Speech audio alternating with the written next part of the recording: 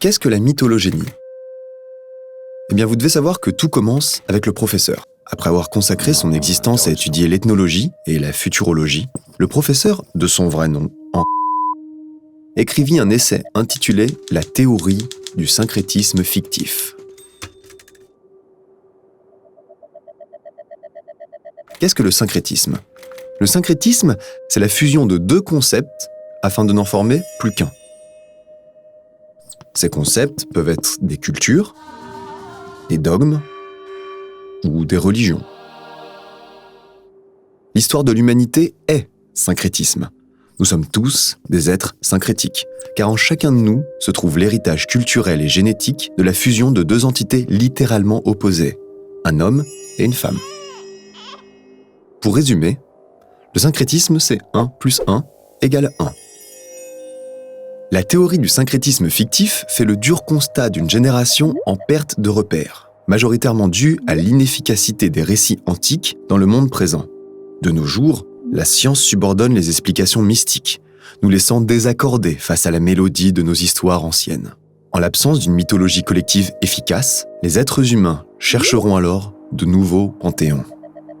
Par un procédé complexe mêlant recherche historique et narrative, le professeur affirme qu'il est plausible d'anticiper les divinités du XXIe siècle. Le vieil homme a pour but de guérir ses contemporains en œuvrant pour une mutuelle compréhension humaine. Sa cause, l'unification du monde. Son outil, l'écriture.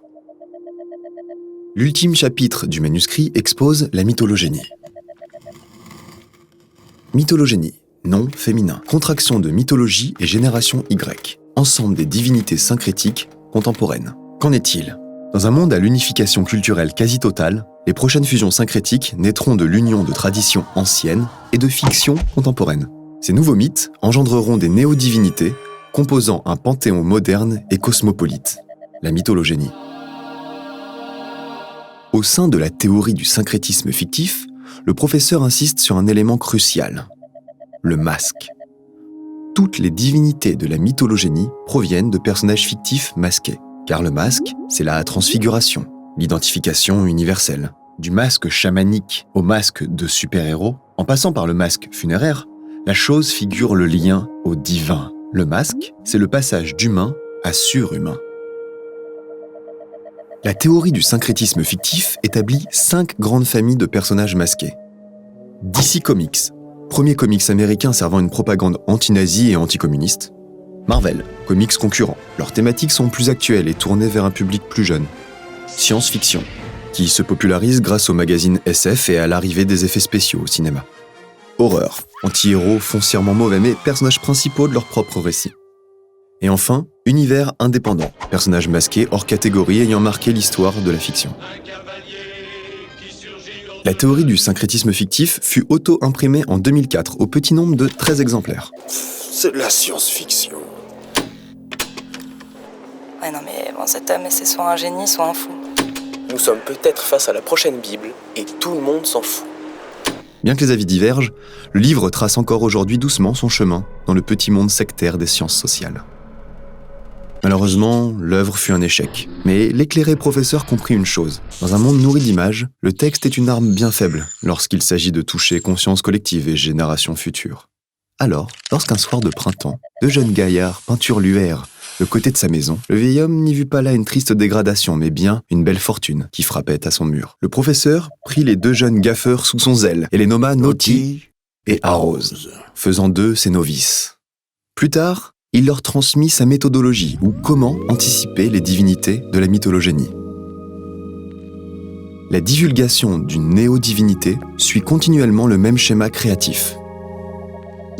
Première étape, sélectionner un personnage issu d'une des grandes familles de personnages masqués, l'analyser, en extraire des thématiques, problématiques et archétypes modernes.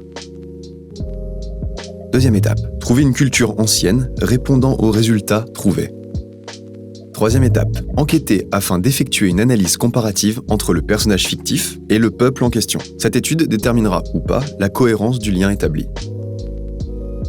Quatrième étape, si la concordance est validée, trouver un fait prouvant qu'un culte spécifique au personnage fictif a vu le jour chez les descendants de la dite culture.